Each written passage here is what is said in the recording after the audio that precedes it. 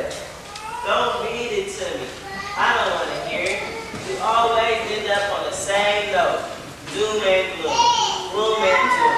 You don't ever read any of the happy things to me. It's always some kind of, It's a lot going on nowadays, Saul Jr.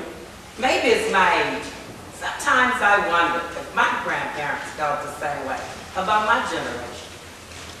And if the way I feel is just a characteristic of old age. But seems like ain't nothing going on today but doom and gloom. It's hard not to talk about it. I know that's right.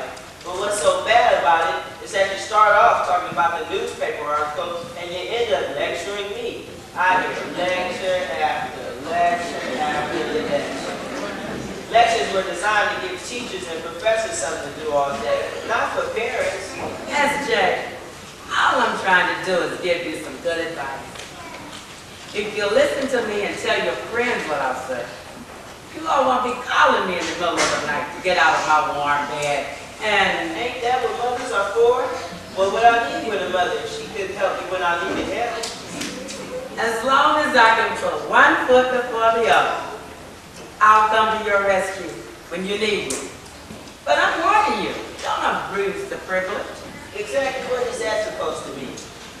What it means is, if you go out there and steal, rob, kill, or any of the other crimes that I know you have no business doing, I ain't coming. That's exactly what I mean. I spend too much time trying to raise you right, and I know for sure you know better things to do. Something. Sounds like another introduction to one of your long lectures. Let me get out of here. Anyways, you know you can't leave me in jail. Now, Dad, maybe, but not you. Don't try me. If I were you, I wouldn't try me. You just might get your feelings good and hurt. I'm not missing my church service on no Sunday morning. Going to prison to visit, no food. Not even my favorite Sunday. Did you know what's going to happen when you get to those pearly gates? The Lord is going to say, I know you not, for when I was in jail, you didn't visit me. Ain't praying with you, son. You better remember your upbringing when you get out of this house. You worry too much, Mama. I don't worry as much as you think I do, S.J. Oh, out of sight, out of mind, huh? No, not exactly. When you leave here, I'll put you in the hands of the Lord. He can do more with you than I can. But I keep telling you, when we're out, we're all good guys. When we're not in Ned's place, we're at the center. And when we're not at either of those places, we're standing down the street, talking and watching the people go by. It sounds like the same activities of the last three boys whose funeral I attended. They were all nice, good boys from nice families. Did nothing to harm anybody. But they're gone. Poor Miss Nelson is grieving herself to death. The point I'm trying to get over to you is that they were doing nothing. N-O-T-H-I-N-G. Nothing. But we just can't stay in the house all the time. SJ, haven't you heard from somebody besides me that idleness is the devil's workshop? You and your friends are time abusers. The devil must be truly busy in your shop. All work and no play makes Jack a dull boy. All play and no work makes Saul Jr. a dumb boy. But we can't find work, Mom. All of us have looked. No one will hire us. Newspaper is full of jobs every day. Let's face it, you all don't qualify for the jobs that are available. I can drive. So can everybody else. You have to prepare yourself for the job market. Anyway, you don't need to work. Your dad and I will provide everything you need. Your wants can be placed on hold. You should be taking advantage of this time to prepare yourself for a career while your dad and I are still willing to support you. You could be studying instead of hanging out there on the street. I hate studying. bores me to death. If you don't study, you're going to starve to death. When you get grown, young man, you're going to get out on your own. And if you're not prepared, you'll have a chance to either die from boredom or starvation at your own expense. Mom, would you and Dad just kick me out knowing that I don't have a job or any place to go? No, son. We're not just going to kick you out. We're giving you an eviction notice. You have ample time. You have exactly 2 more years in this house. You either pack your clothes and go to college at our expense or go elsewhere at your own expense. No, of course, we're not just kicking you out. If you don't willingly leave the premises, you give us no alternative. Is that Christian? I thought you guys were such strong Christians. Where's the love? Don't you see it? Based on present records, you should go out now and be a poor bum instead of a well-to-do bum.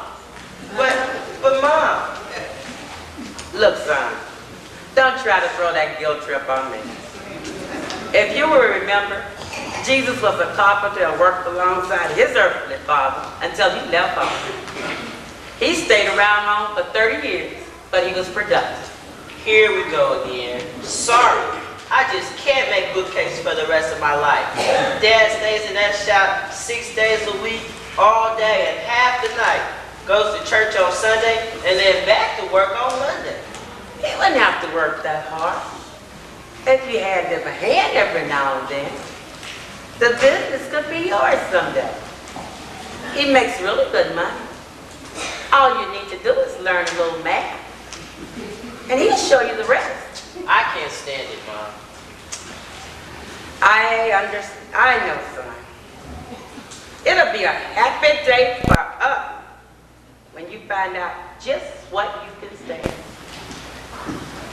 But read my lips. You have exactly 2 more years to find out.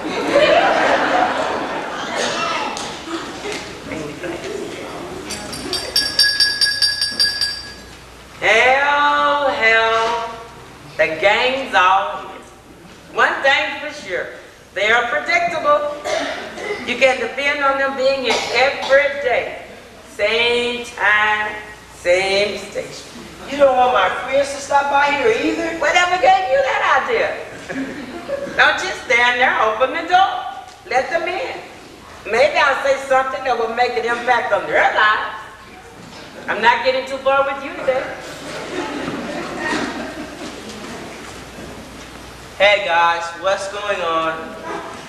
Doing well, I must confess. I just passed my history test. The score wasn't what you call very high, but I did enough to get by. If he's that proud to get a C, what would he do if he got a B? When did you have time to study? Late to bed, early to rise. Work on yourself a little redness in the eye. Just a little time in the books. Work on yourself a better look. What is that supposed to mean? It simply means, my man, that the guy gained a little respect. From who? From me, for one. From his teacher for 2. From his parents for 3. From me for 4. From you, although you may not realize it, from anybody else who had a lick of sense, but most importantly, respect for himself. Sounds like we're in for another lecture, guys. That's okay. We don't mind. In fact, we kind of like these lectures. Me neither. Let me get you something to drink, man. It's not the lectures you like, it's the food. Cedric, I'm proud of you. Keep it up. Keep up the good work. A sure way to keep a person down is to keep him illiterate. Prevents him or her from learning the 3 R's, reading, writing, and arithmetic, the basics. Writing and arithmetic, when we were in slavery, what is slavery, Cedric? Why are you picking on me, Miss Matthews? I'm good now, remember? Yes, I remember. You got a C in history. Well, slavery is when human beings are held as property and forced to be servants and work for no pay. Exactly. is legalized servitude. Until January 1863, black people in this country were slaves, brought here from West Africa and sold as chattel. Like cattle? No, chattel. C-H-A-T-T-E-L. Simply means property or slaves. Well, anyway, their owners knew that education was dangerous. If you know, you can go. So they made education for slaves illegal. White people lost their lives for teaching, and black people lost their lives for learning. Hello, everybody! What's going on in here? Did I miss something? No, you didn't. Same old, same old. Good. Well, what are we talking about? The importance of a good education.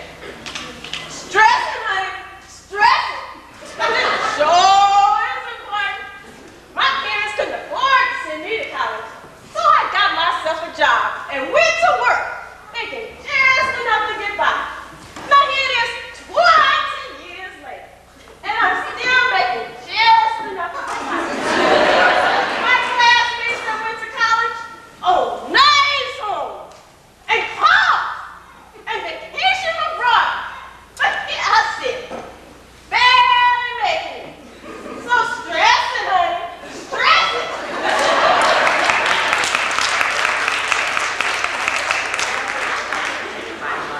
My mother told me that education is the only key that black folks have to unlock poverty's door.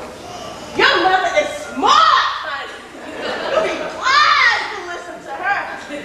Almost all great black people are college graduates. There's Dr. Martin Luther King Yes. and his wife Coretta Scott King. There's Congresswoman Barbara Jordan. Wow. There's Assembly Man Willie Brown. And there's Dr. Coleman. Get on, Cedric.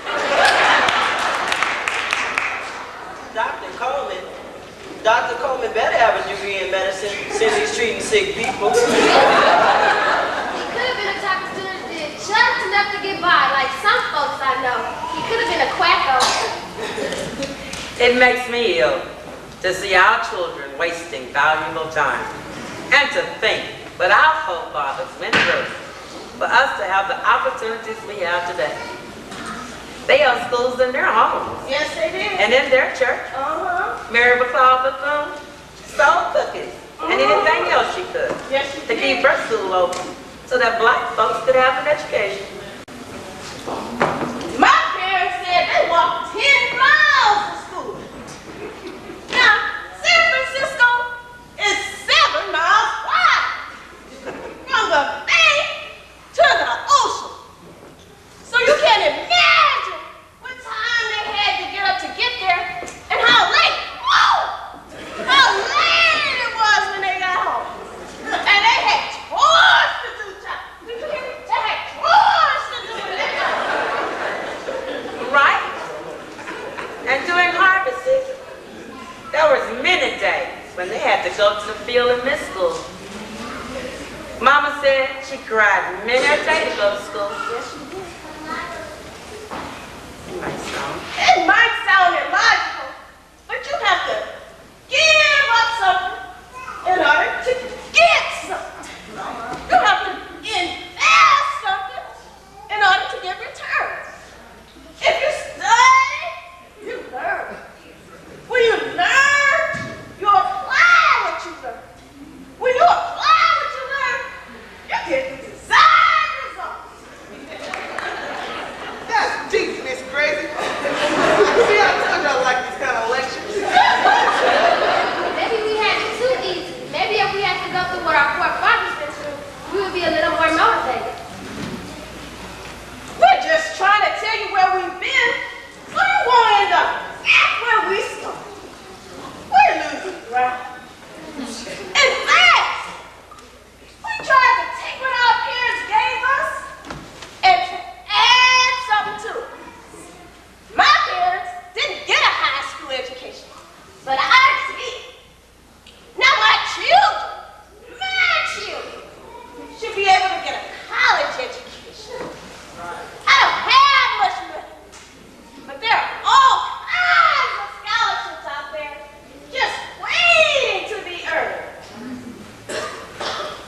set aside money for SJ's college education. But the way college expenses are going up, he's going to have to earn a scholarship or work. That's it. Come on, guys, let's go. I hear this kind of stuff day in and day out. Me too. In that case, you don't have any excuse for being a complete fool.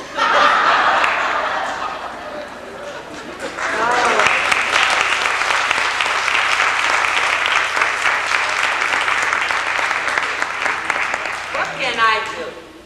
What can I say? He has perfect vision and can't see. Sound ears and can't hear. Yes, Lord. What can I do to open his blinded eyes and unstop deaf ears? I talk and I talk and I talk. Sometimes I think he thinks I'm